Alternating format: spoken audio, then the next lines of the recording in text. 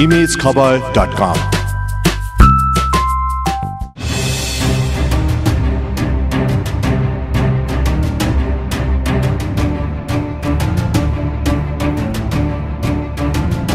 संविधानको धारा 275 मा जनमत संग्रह सम्बन्धी व्यवस्था छ। धारा 275 को उपधारा 1 मा भनिएको छ, राष्ट्रिय महत्वको कुनै विषयमा जनमत संग्रहबाट निर्णय गर्न आवश्यक छ भनी संघीय संसदमा तत्काल कायम रहेको सम्पूर्ण सदस्य संख्याको 2/3 सदस्यको बहुमतबाट निर्णय भएमा त्यस्तो विषयमा जनमत संग्रहबाट निर्णय लिन सकिनेछ।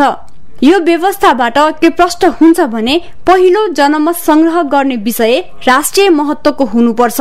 दोस्रो, त्यो विषयमा जनमत संग्रह गर्न अनुमति पाऊ भनेर सरकारले संसदमा पेश गर्नुपर्छ। तेस्रो, त्यसरी पेश गरेको विषयलाई संसदको 2/3 बहुमतबाट निर्णय हुनुपर्छ।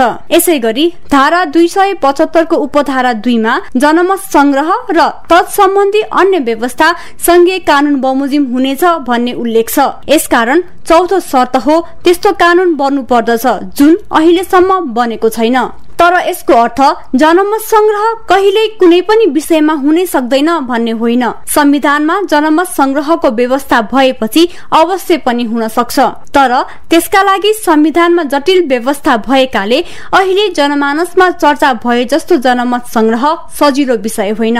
अर्कोतर्फ संविधानले केही विषयलाई संशोधन वा परिवर्तन गर्न नसकिने गरी राखेकाले राष्ट्रिय महत्वको विषय भित्र पनि सीके राउतले उठाएको जस्तो स्वतन्त्र मधेसको एजेन्डामा त झन् जनमत संग्रह हुनै सक्दैन।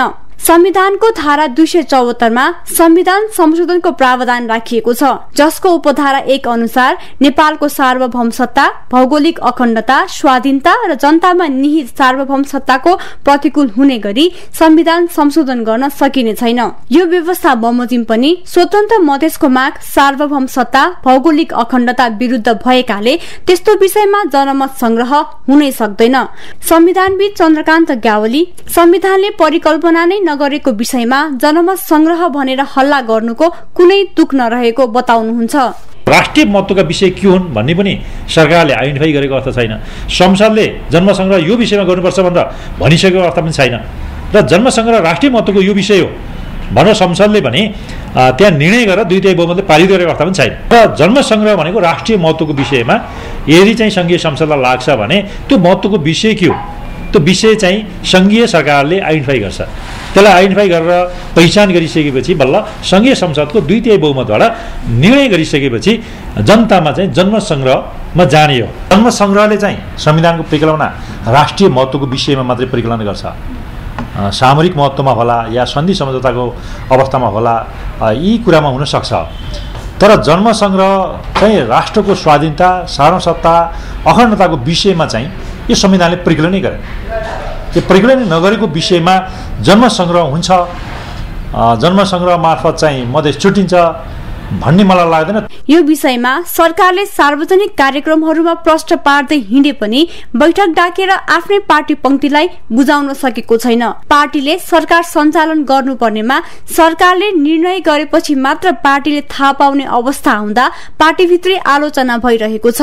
अर्कोतर्फ संसदमा सम्झौताको विवरण जस्ताको तस्तै सरकारले जानकारी नगराएकाले संसदमा पनि आलोचना भइरहेको छ। यही बीचमा सीके राउतको सामाजिक सञ्जालमा आएको भनाई र जनकपुरको गतिविधिले पनि शंका बढाएको छ।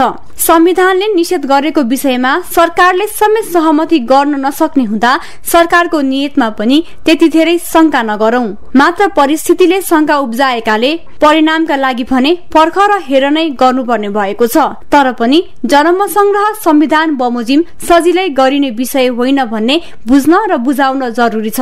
इमेज समाचारका लागि सहकर्मी नवीन स्थापितका साथमा Meera Basnet, Kathmandu. For more news and updates, subscribe, like and follow